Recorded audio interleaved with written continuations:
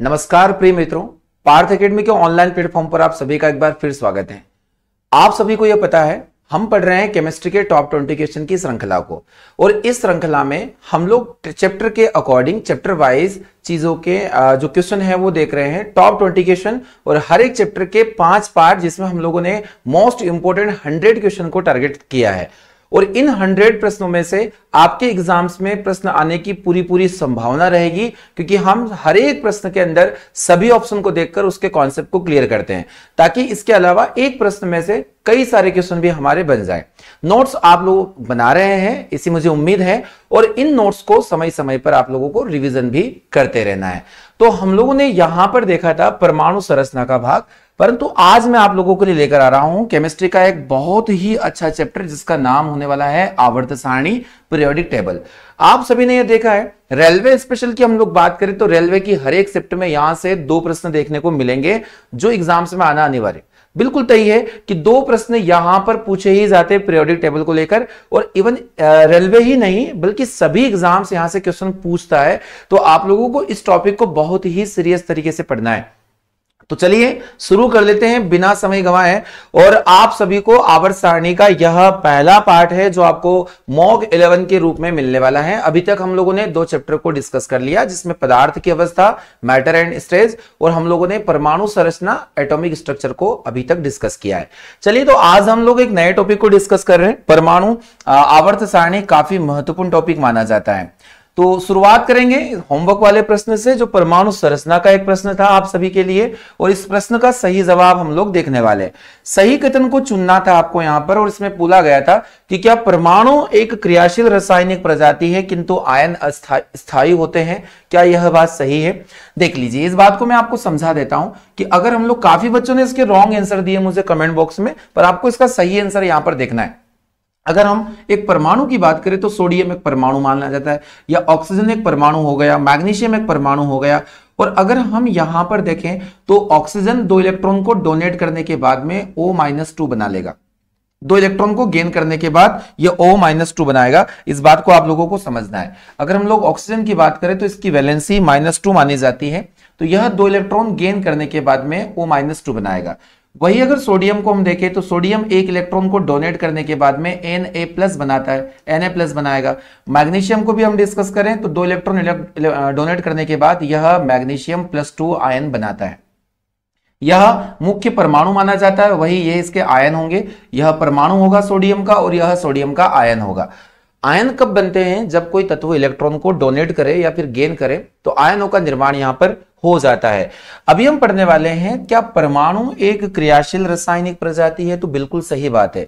वही जो आयन होते हैं वो स्थायी हो जाते हैं। जैसे ऑक्सीजन ने 2 इलेक्ट्रॉन को ग्रहण करके ऑक्सीजन जो है वो नियॉन जैसा बिहेव करेगा, और नियॉन एक स्थायी तत्व माना जाता है, अक्रिय तत्व, समूह नंबर 18।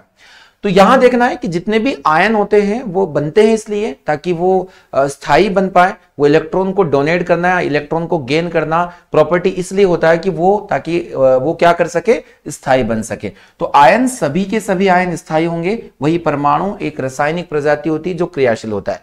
वही इसके अगर हम लोग देखें तो दूसरे ऑप्शन में धातु इलेक्ट्रॉन प्राप्त करने की प्रवृत्ति रखते हैं।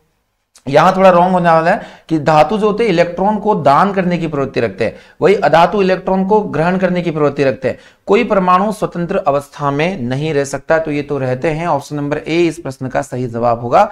आप में से काफी बच्चों ने इसका रॉन्ग आंसर मुझे दिया था, आप सभी इसको सही कर लीजिएगा। चलिए, तो आज का जो टॉपिक है हमारा पीरियोडिक टेबल होने वाला है, आवर्त सारणी होने वाला है। तो आप लोग हेडिंग डाल लें और कॉपी में नोट्स बनाते चले। आज का हम पहला प्रश्न पढ़ाने वाले हैं। तो पहले प्रश्न के शुरू करने के पहले हम लोग पीरियोडिक टेबल को देख लेते हैं। आप लोग देख पा रहे होंगे, आप लोग देख रहे हो, ये है मॉडर्न पीरियोडिक टेबल, जिसे हम लोग कहते हैं आधुनिक आवर्त सारणी। अगर हम लोग इसको देखें तो इसे हम लोग आधुनिक आवर्त सारणी के नाम से जानते हैं, आधुनिक आवर्त सारणी। अब आधुनिक आवर्त सारणी किसने दी थी, इसको भी हम लोग अभी चर्चा करेंगे। इसको भी हम चर्चा करने वाले हैं। अलग अलग वैज्ञानिक नाम, हेनरी मोसले यहां पर आते हैं। अब यहां पर आप देख पा रहे हो कि अलग अलग एलिमेंट को आवर्त सारणी में एक सुव्यवस्थित ढंग से जमाया गया है।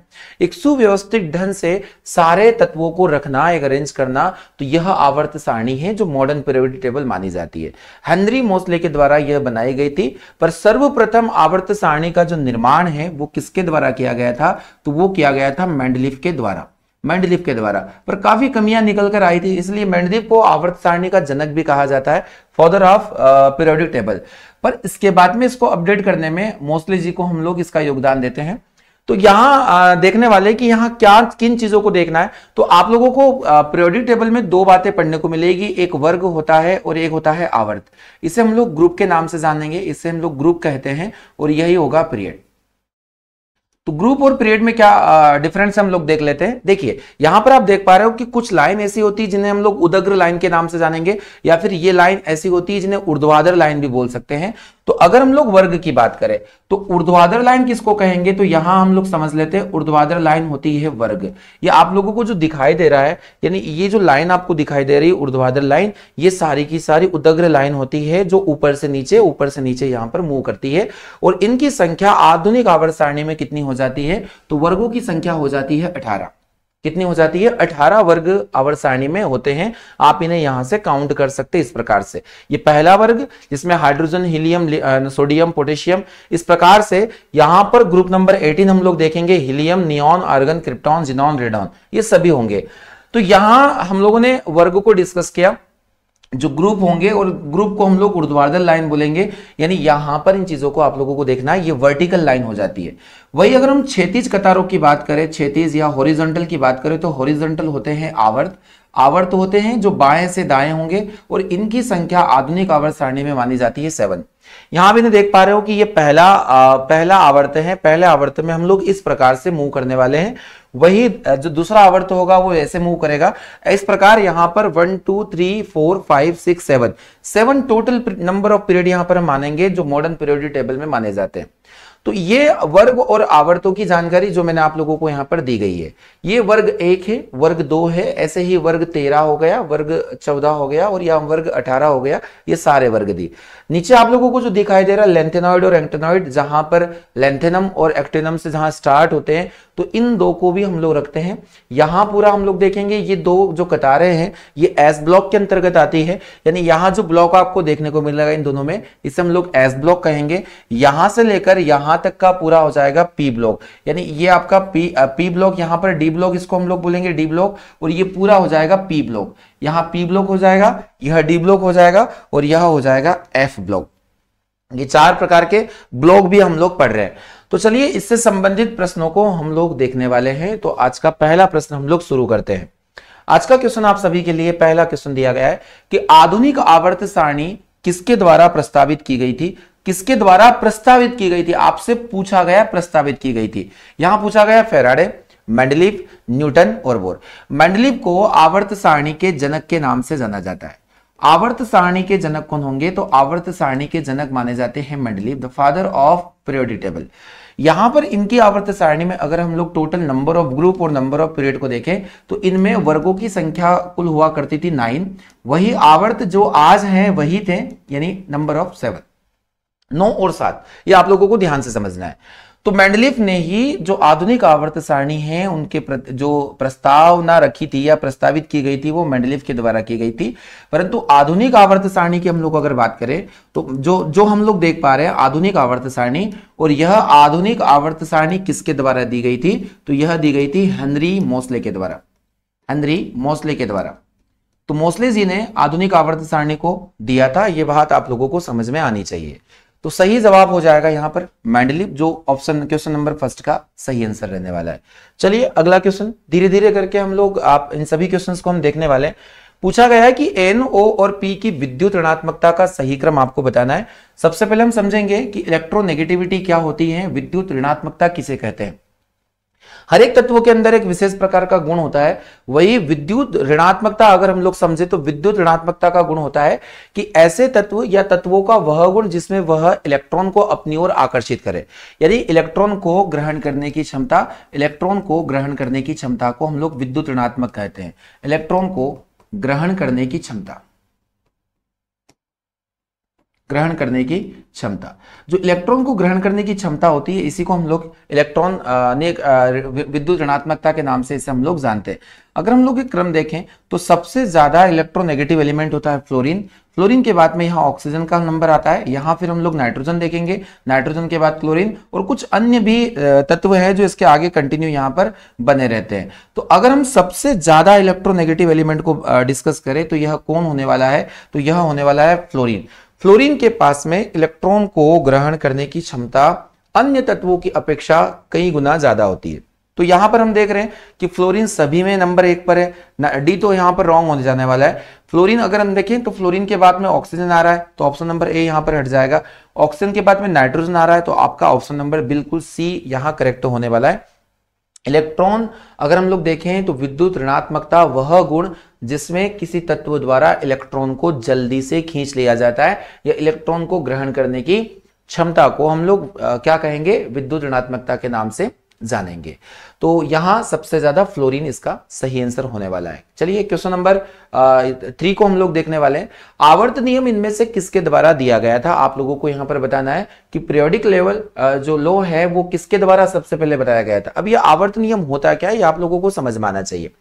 देखिए अगर हम लोग देखें तो आवर्त में मैं आपको जो पढ़ाने वाला हूं यहां सबसे पहले स्टार्ट करेंगे लेवोइजियर से, कि जो लेवोइजियर जिन्हें हम फादर ऑफ केमिस्ट्री भी कहते हैं। देन हम लोग डोबेराइनर को पढ़ते हैं। डोबेराइनर का नाम भी आप लोगों ने सुना होगा। डोबेराइनर के बाद जो सिद्धांत आपको पढ़ना होता है वो होते हैं न्यूलैंड ने अष्टक नियम यहां पर दिए थे। और फिर हम मेंडलीव को पढ़ते हैं। अगर हम एक क्रम के अनुसार अध्ययन करें तो इस प्रकार आप लोगों को अध्ययन करना पड़ेगा और यहां आ जाएंगे हेनरी मोस्ले। तो ये 5 वैज्ञानिक है जो काफी महत्वपूर्ण है एग्जाम्स को लेकर। अगर हम लोग डोबेराइनर, न्यूलैंड और मेंडलीव की बात करें तो यहां तक के जितने भी वैज्ञानिक थे इन्होंने अपना वर्गीकरण का आधार परमाणु भार को माना था और इसीलिए इनमें ढेर सारी कमियां उत्पन्न हुई। एटॉमिक मास को इन्होंने अपना बेस मानकर थ्योरी को दिया था या जो नियम है वो दिए थे। तो एटॉमिक मास इसका मेन बेस हो जाएगा, परमाणु भार को आधार माना। वही हेनरी मोस्ले ने जो अपना आवर्त नियम दिया था उसमें जो प्रमुख इनका आधार था वो आधार था परमाणु क्रमांक यानी एटॉमिक नंबर। एटॉमिक नंबर को इन्होंने अपना आधार माना और उसके आधार पर इन्होंने तत्वों को रीअरेंज किया। तो यहां हम लोग देखेंगे कि आवर्त नियम किसके द्वारा सबसे पहले दिया गया था, तो दिमित्री मेंडलीव इसका सही जवाब हो जाएगा। और मेंडलीव ने यहां पर बोला था कि तत्वों के, आप लिख दीजिएगा इस बात को, कि तत्वों के भौतिक और रासायनिक गुण उनके परमाणु भार के आवर्ती फलन होते हैं। यानी यहां भौतिक और रासायनिक गुण किसके आवर्ती फलन होंगे, तो भौतिक व रासायनिक गुण इनके तत्वों के परमाणु भार के आवर्ती फलन माने जाएंगे। परमाणु भार के आवर्ती फलन, पीरियोडिक फंक्शन, आवर्ती फलन माने जाएंगे। यहां पूछा जा सकता है the chemical and physical property of an atom is the periodic function to their atomic mass. यहां इसका सही जवाब होने वाला है। तो इस तरीके से आप इसका जवाब दे सकते हैं। तो भौतिक और रासायनिक गुण परमाणु भार के आवर्ती फलन होंगे, यह इनका कथन था। चलिए सही जवाब हम लोगों ने मेंडलीव को देखा है, ऑप्शन नंबर डी इसका सही जवाब है। यानी आधुनिक जो आवर्त सारणी है उसके जनक भी इनको कहा जाता है और आधुनिक आवर्त सारणी के जनक हेनरी मोस्ले जी को हम लोग मानेंगे। क्वेश्चन नंबर 4 है। क्वेश्चन 4 आप सभी के लिए कि तत्वों का त्रिक सिद्धांत किसके द्वारा दिया गया। काफी इजी क्वेश्चन है और एग्जाम में आता है। देखिए त्रिक सिद्धांत या फिर हम लोग अगर ट्रिपल थ्योरी दें या ट्रायड्स हम लोग देखें तो यह दिया गया था डोबेराइनर के द्वारा 1817। डोबेराइनर के द्वारा 1817 एक नियम दिया गया जिसका नाम है त्रिक नियम। और इस त्रिक नियम में क्या कहा गया कि इसमें 3-3 तत्वों के समूह का निर्माण किया गया। 3-3 तत्वों के समूहों का निर्माण किया गया और समूह का निर्माण करके आप लोगों को यहां पर थ्योरी बताना है कि जो पहला तत्व है, दूसरा तत्व है और थर्ड एलिमेंट है। पहले तत्व का जो एटॉमिक मास होगा और थर्ड एलिमेंट का जो एटॉमिक मास होगा और इन दोनों के एटॉमिक मास को ऐड करने के बाद इनका जो एवरेज निकलेगा वही हमारा सेकंड एलिमेंट का एटॉमिक मास माना जाएगा। ये इनका थ्योरी माना गया। एक बार फिर मैं आप लोगों को रिपीट करूंगा कि डोबेराइनर ने अपने त्रिक नियम में ये बात बोली थी कि 3-3 तत्वों के इन्होंने समूह बनाए और उसमें पहले और अंतिम तत्व का जो परमाणु भार होता है उसका औसत दूसरे तत्व के परमाणु भार के बराबर रहेगा। आप इसे एग्जाम्पल के लिए समझ सकते हैं कि अगर हम लोग यहां पर देखना चाहें अगर हम लोग यहां पर देखें कि इसमें पीरियोडिक टेबल को हम लोग लेते हैं और यहां पर ग्रुप नंबर 1 आप देखें तो आप 3 एलिमेंट यहां से देख सकते हैं, समझ सकते हैं। और ये 3 एलिमेंट कौन है? तो ये 3 एलिमेंट हम लोग मानेंगे यहां पर लिथियम, सोडियम और पोटेशियम। लिथियम, सोडियम और पोटेशियम को अगर हम डिस्कस करें तो चलिए इस प्रश्न में मैं आप लोगों को यह समझा देता हूं कि यहां क्या होने वाला है। तो इस प्रश्न में होगा कि यहां लिथियम, सोडियम और पोटेशियम, ये 3 एलिमेंट हम लोग ले रहे हैं, लिथियम, सोडियम और पोटेशियम। ये एक प्रकार का ट्रायड है जो डोबेनायर के द्वारा दिया गया था, एक तरीके, एक समूह है। अगर हम इसका परमाणु भार देखें तो लिथियम का परमाणु भार होता है 7, वही पोटेशियम की बात करें तो पोटेशियम इसका अप्रोक्स हो जाएगा 39। अगर मैं इन दोनों को ऐड करें और इन दोनों को ऐड करने के बाद इनका एवरेज निकालें तो यहां हो जाएगा 46/2 और 46 यहां आंसर होने वाला है 23 और यही 23 सोडियम का एटॉमिक मास होगा। तो मुझे उम्मीद है कि आपको त्रिक नियम समझ में डोबेनायर का आ गया होगा। तो त्रिक नियम किसके द्वारा दिया गया? डोबेनायर के द्वारा दिया गया था। तो अगला क्वेश्चन आप सभी के लिए है कि तत्वों का अष्टक सिद्धांत किसके द्वारा दिया गया? काफी अच्छे क्वेश्चन है और बड़ी एग्जाम्स में भी ये क्वेश्चन पूछे गए। अष्टक का मतलब होगा यहां, त्रिक का मतलब होता है 3 तत्वों के समूह, वहीं अष्टक का मतलब होगा कि 8 तत्वों के समूह का निर्माण यहां पर किया गया था।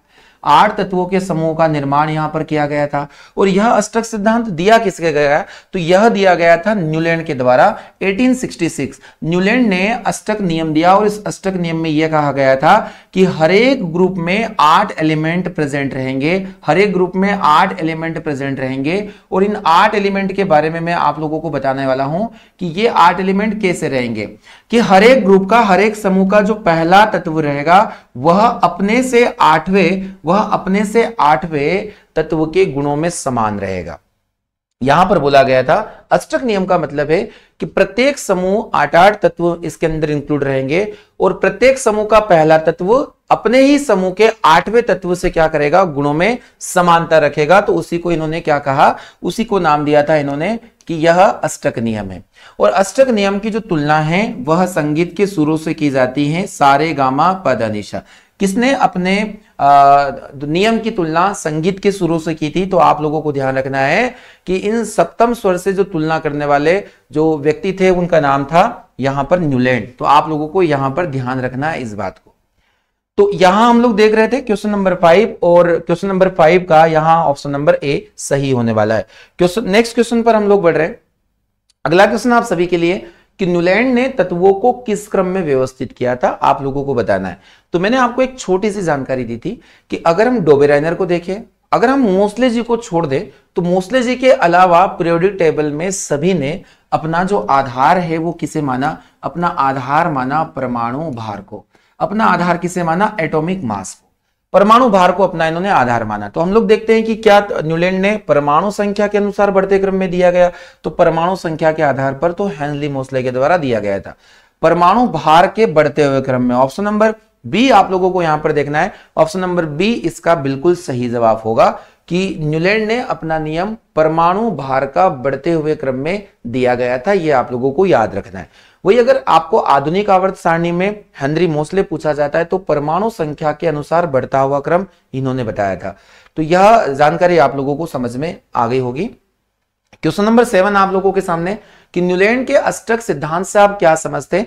तो यहां पर क्या बोला गया है? तो अभी मैंने आपको समझाया न्यूलैंड का अष्टक सिद्धांत क्या था। प्रत्येक 8वें तत्व का गुणधर्म पहले तत्वों के समान ही गुण रखता है। तो क्या यह बात सही है या फिर 8 तत्वों के समूह से सबके गुणधर्म समान है?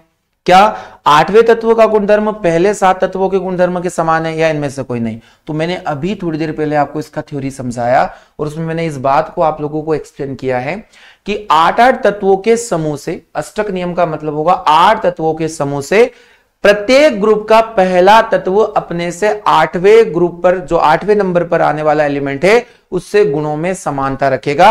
और इसी बात को न्यूलैंड ने अपने अष्टक नियम में समझाया था। तो इस प्रश्न का सही जवाब ए होने वाला है। अगला क्वेश्चन है आप लोगों के लिए कि आवर्त सारणी के जनक के रूप में किसे जाना जाता है? आवर्त सारणी के जनक कौन माने जाते हैं? तो मैंने आप लोगों को बताया है कि मेंडलीफ को आवर्त सारणी का जनक माना जाता है। आधुनिक आवर्त सारणी का जनक अगर पूछा जाए एग्जाम में तो आपको हेनरी मोसले इसका जवाब देना है। यहां पर हमने जॉन डाल्टन को, जॉर्ज मेंडल और Henry Mosle modern periodic table के फादर माने जाएंगे। वही केवल आवर्त सारणी के जनक मेंडलीव को माना जाता है। तो मुझे उम्मीद है आपको ये काफी अच्छे से समझ में आ रहा है। क्वेश्चन नंबर 8 हम लोगों ने डिस्कस किया। चलिए आपके सामने है क्वेश्चन नंबर 9, जिसे आप लोगों को काफी अच्छे तरीके से समझना है, पढ़ना है और इसका जवाब मुझे देना है। तो आप क्वेश्चन पढ़ लीजिए यहां पर कि आधुनिक आवर्त सारणी में क्रमशः कितने ऊर्ध्व स्तंभ और क्षैतिज पंक्तियां होती है, आप इसका जवाब मुझे दीजिएगा।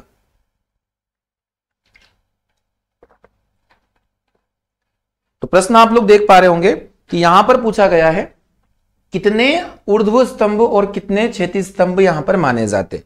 ऊर्ध्व स्तंभ का मतलब होगा कि यहां पर जो अगर हम लोग देखें हॉरिजॉन्टल लाइन, और हॉरिजॉन्टल लाइन होती है वर्ग के अंदर, वही अगर हम लोग वर्टिकल और हॉरिजॉन्टल को देखें तो यहां क्षैतिज कतारें होती है आवर्त में। आप लोगों को कंफ्यूज नहीं होना है, वर्ग किसे कहेंगे, ऊर्ध्व कतार को, या फिर इन्हें हम लोग उदग्र कतार के नाम से भी जान सकते हैं। और आवर्त जो होंगे ये क्षैतिज कतारें जिसे हम लोग बोल सकते हैं।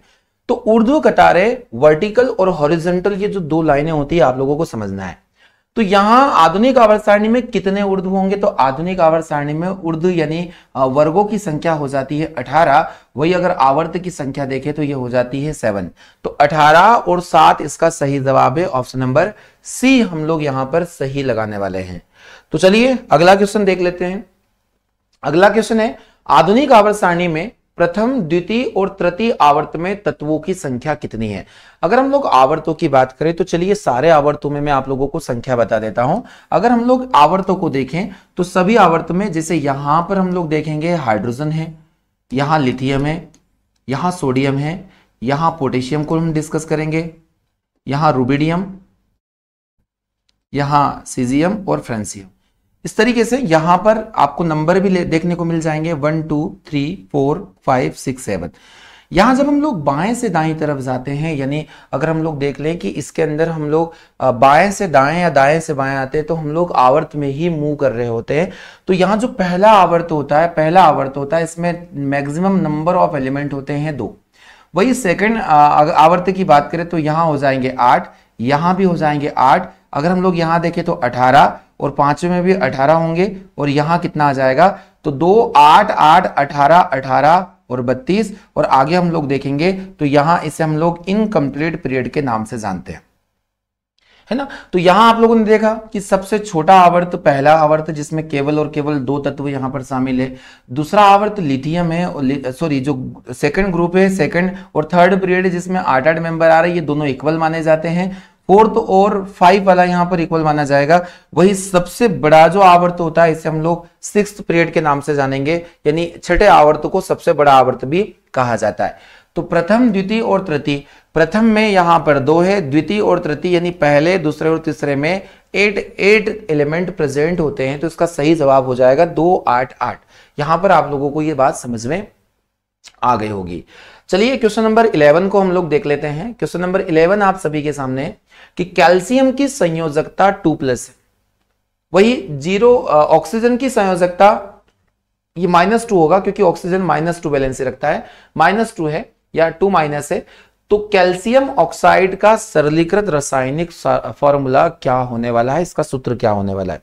अगर हम लोग देखें कि कैल्शियम के पास में 2 वैलेंसी है, यानी यहां +2, और इसी को हम लोग अटैच करने वाले ऑक्सीजन -2 के साथ में। तो इसका मतलब हम लोगों ने ये देखा कि जब हम लोग कैल्शियम और -2 तो CaO इसको हम लोग जब बनाते हैं तो ऑक्सीजन -2 और कैल्शियम +2 यानी दोनों की वैलेंसी सेट हो जाती है। क्योंकि इसका जब लुईस डॉट स्ट्रक्चर बनाते हैं तो कैल्शियम आप लोगों को पता होना चाहिए 2882 इसका इलेक्ट्रॉनिक कन्फिगरेशन होता है। इसके अंतिम कोष में 2 इलेक्ट्रॉन प्रेजेंट होते हैं जिसे हम लोग वैलेंस इलेक्ट्रॉन के नाम से जानते हैं। अगर इसका लुईस डॉट बनाया जाए तो कैल्शियम के पास 2 डॉट इलेक्ट्रॉन प्रेजेंट होंगे जिन्हें हम लोग बॉन्डिंग इलेक्ट्रॉन के नाम से जानेंगे, और इसको हम लोग अटैच करने वाले ऑक्सीजन से। और एक ऑक्सीजन की अगर हम लोग बात करें तो यहां पर हो जाता है 2 and 6, और 2 and 6 की बात करें तो यहां पर 1 2, यहां अगर हम सारे लुईस डॉट स्ट्रक्चर को देखें तो कुछ इस प्रकार से आप लोगों को इसका स्ट्रक्चर दिखाई देगा कि एक ऑक्सीजन है, यहां पर 1 2 3, 4, 5 और 6, ये 6 इलेक्ट्रॉन प्रेजेंट होते हैं इसके वैलेंस शेल में। तो यहां ये जो 2 इलेक्ट्रॉन का जोड़ा है इसे हम लोग लोन पेयर ऑफ इलेक्ट्रॉन के नाम से जानते हैं, लोन पेयर ऑफ इलेक्ट्रॉन। वही ये जो 2 सिंगल इलेक्ट्रॉन है इन्हें हम लोग बॉन्डिंग इलेक्ट्रॉन के नाम से जानते हैं, बॉन्डिंग इलेक्ट्रॉन। और बॉन्डिंग इलेक्ट्रॉन यहां पर ये 2 साझा करेंगे। तो अगर कैल्शियम के पास 2 इलेक्ट्रॉन दान करने के लिए है तो ऑक्सीजन के पास में 2 इलेक्ट्रॉन का रिक्त स्थान है ताकि अपना अष्टक पूर्ण कर ले। तो इसका जो सही फॉर्मूला बनेगा वो बनेगा CaO। CaO क्योंकि यहां नंबर ऑफ मॉलिक्यूल बढ़ाने की आवश्यकता हमको नहीं पड़ी। ऑप्शन नंबर बी इसका सही जवाब हो जाने वाला है। तो इस प्रश्न को हम लोगों ने देख लिया। अगला क्वेश्चन हमारे सामने है क्वेश्चन नंबर 12। हम देखने वाले कि सबसे अधिक अभिक्रियाशील हैलोजन इनमें से कौन होने वाला है, यानी मोस्ट रिएक्टिव हैलोजन आप इसमें से किसको कहोगे। सबसे पहले मैं आप लोगों को बताना चाहूंगा क्वेश्चन नंबर 12 में आपसे डिस्कस कर रहा हूं। हम लोग फिर से एक बार पीरियोडिक टेबल को देख लेते हैं कि पीरियोडिक टेबल को हम लोग देखते हैं तो यहां हैलोजन ग्रुप कहां आता है। अगर हम लोग हैलोजन समूह को देखें तो ग्रुप नंबर 17 अगर आप लोग डिस्कस कर रहे हो, ग्रुप नंबर 17, जहां ग्रुप नंबर 17 में आप लोगों को क्या देखने को मिलेगा, तो यहां फ्लोरीन, क्लोरीन, ब्रोमीन, आयोडीन, एस्टेटिन, ये सारे एलिमेंट आपको देखने को मिल रहे हैं। ये जो ग्रुप है इसे हम लोग समूह 17 ग्रुप के नाम से जानते हैं और समूह 17 ग्रुप को हम लोग हैलोजन ग्रुप के नाम से भी जानते हैं। हैलोजन ग्रुप क्यों कहा जाता है, क्योंकि ये समुद्री तत्व माने जाते हैं और नमक बनाने में सहायक एलिमेंट माने जाते हैं समूह 17। अगर आप नमक फॉर्मूला देखोगे तो NaCl क्लोरीन यहां पर मिलेगा। वही किसी भी प्रकार के लवण में आप फ्लोरीन, क्लोरीन, ब्रोमीन, आयोडीन इन्हें आप लोग यहां पर प्राप्त कर सकते हैं। तो वही अगर हम लोग देख रहे थे कि यहां क्वेश्चन नंबर 11 हम लोग डिस्कस कर रहे थे, इसको हम लोग समझ लेते हैं कि इसमें क्या पूछा गया है ताकि हम लोग इसको अच्छे से देख ले। सबसे अधिक अभिक्रियाशील हैलोजन कौन होगा, तो इसमें सबसे अधिक अभिक्रियाशील अगर हैलोजन को हम लोग डिस्कस करें तो वह आ जाता है फ्लोरीन। क्या आ जाने वाला है, फ्लोरीन। ऑप्शन नंबर बी आप लोगों के लिए इसका सही जवाब माना जाएगा। तो ऑप्शन नंबर बी यहां पर क्लियर हो जाने वाला है, तो इसका सही आंसर हो जाएगा ऑप्शन नंबर बी, फ्लोरीन। आगे हम लोग डिस्कस करने वाले हैं क्वेश्चन नंबर 13 को कि इनमें से कौन सा रासायनिक तत्व क्षारीय मृदा धातु के समूह से संबंधित नहीं है। क्षारीय मृदा धातु किसे कहेंगे, अगर हम लोग वर्गों की बात करें तो वर्ग 1 होगा और वर्ग 2 होते हैं, वर्ग 1 और वर्ग 2 यानी ग्रुप 1 और group 2। Group 1 total number of group modern periodic table में 18 माने जाएंगे, जिसमें हम लोग ऊपर से नीचे आते हैं। यहां पर आप लोगों के पास में हाइड्रोजन, लिथियम, सोडियम, पोटेशियम ये सभी एलिमेंट आ जाते हैं। तो ग्रुप 1 को हम क्षारीय धातु के नाम से जानते हैं। क्षारीय धातु का मतलब हो जाएगा अल्कली मेटल, इसे हम लोग अल्कली मेटल के नाम से जानते हैं। वही अगर हम लोग ग्रुप 2 की बात करें तो ग्रुप 2 में यहां जाता है अल्कली अर्थ मेटल, इसे हम लोग अल्कली अर्थ मेटल के नाम से भी जानते हैं, यानी इसे हिंदी में हम लोग कहेंगे क्षारीय मृदा धातु। तो क्षारीय मृदा धातु और क्षारीय धातु में क्या फर्क होता है, क्षार बनाने में उपयोगी है इसलिए इन्हें क्षारीय धातु कहेंगे, क्षार बनाती है पर मृदा में उपलब्धता भी होती है इसलिए इन्हें क्षारीय मृदा धातु के नाम से जानते हैं। तो यहां कैल्शियम, बेरियम, रेडियम और पोटेशियम ग्रुप 1 से बिलोंग करेगा। यहां क्षारीय मृदा धातु यानी ग्रुप 2 के अंदर कौन नहीं है ये पूछा गया है, संबंधित नहीं है ये पूछा गया है। तो आप ग्रुप 2 को यहां पर देख सकते हैं कि यहां कैल्शियम, बेरियम और रेडियम और पोटेशियम। तो ग्रुप 2 में पोटेशियम अगर हम लोग देखें तो यह ग्रुप 2 से बिलोंग नहीं करेगा, ग्रुप 2 से बिलोंग नहीं करेगा, ये आप लोगों को ध्यान से रखना है क्योंकि पोटेशियम ग्रुप 1 से बिलोंग करता है जो क्षारीय धातु है, क्षारीय मृदा धातु नहीं है। तो ऑप्शन नंबर डी इस प्रश्न का सही जवाब होने वाला है। चलिए नेक्स्ट क्वेश्चन है, क्वेश्चन नंबर 14 है एस ब्लॉक से पहले समूह के तत्वों को किसके रूप में जाना जा सकता है। एस ब्लॉक के पहले तत्वों को, तो हमारे पास मैंने आपसे अभी कहा है कि समूह नंबर 1, वर्ग 1 और वर्ग 2 ये दोनों मिलकर हमारे पास में एस ब्लॉक के एलिमेंट के नाम से जानते हैं, एस ब्लॉक के एलिमेंट, क्योंकि इनका अंतिम इलेक्ट्रॉन एस उपकक्षा में प्रवेश करता है। तो हम लोग देखेंगे किस एस ब्लॉक के पहले समूह को हम क्षारीय धातु के नाम से जानेंगे, अल्कली मेटल्स के नाम से इन्हें हम लोग जान सकते हैं, और दूसरे ग्रुप को क्षारीय मृदा धातु, अल्कली अर्थ मेटल के नाम से भी इसको हम लोग जान सकते हैं। तो आप लोगों को यह जानकारी समझ में आ गई होगी।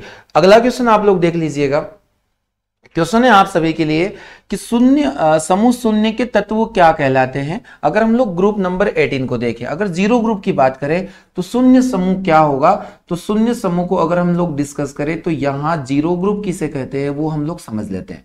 तो पीरियोडिक टेबल में ग्रुप नंबर 18 को हम लोग शून्य समूह कहते हैं, क्योंकि इसमें सभी गैसें अक्रिय गैसें पाई जाती है और ये अक्रिय गैसों की संयोजकता या जिसे हम लोग वैलेंसी के नाम से जानते हैं, ये वैलेंसी जीरो होती है, इसीलिए हम लोग इसको जीरो ग्रुप के नाम से भी जानते हैं। तो शून्य समूह के तत्व क्या कहलाते हैं। तो इनर्ट गैसेस जिसमें helium, neon, argon, krypton, xenon, radon, इन सभी को सम्मिलित किया गया है। तो काफी अच्छे क्वेश्चन है जो हम लोग पीरियोडिक टेबल से देखने वाले हैं। पीरियोडिक टेबल का आज पार्ट नंबर 1 हम लोग पढ़ रहे हैं। तो यहां अगला क्वेश्चन है कि मेंडलीव के समय ज्ञात तत्वों की कुल संख्या कितनी थी। जिस वक्त मेंडलीव ने तत्वों का वर्गीकरण किया था तो उस वक्त तक ज्ञात तत्व कितने थे, तो हम लोग यहां पर देखने वाले हैं। तो इसमें ऑप्शन दिया गया 63, 65, 62 और 65। तो यहां सही जवाब हो जाएगा 63। बिल्कुल सिंपल क्वेश्चन है। अब आपसे क्वेश्चन यहां से पूछा जा सकता है कि मेंडलीव के वर्गीकरण में अंतिम तत्व किसे माना जाता है। तो यह अंतिम तत्व की जानकारी आप मुझे कमेंट बॉक्स में लिखकर इसका जवाब देंगे कि अंतिम एलिमेंट कौन था, लास्ट एलिमेंट किसे मानते थे।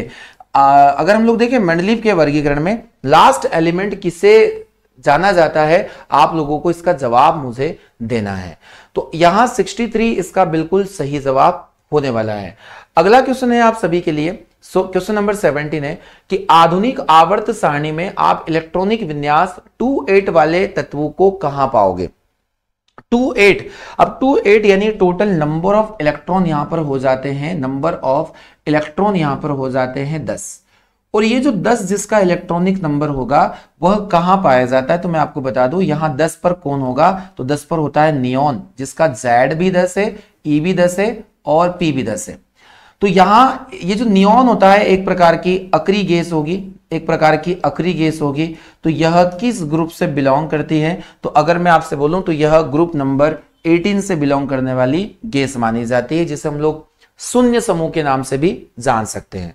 तो उम्मीद है आप लोगों को ये समझ में आ रहे हैं। चलिए क्वेश्चन नंबर 18 को डिस्कस कर लेते हैं। क्वेश्चन नंबर 18 आप सभी के सामने, आवर्त सारणी में उस उदासीन परमाणु का नाम बताइएगा जिसमें K+ और Cl- के समान इलेक्ट्रॉन की संख्या है।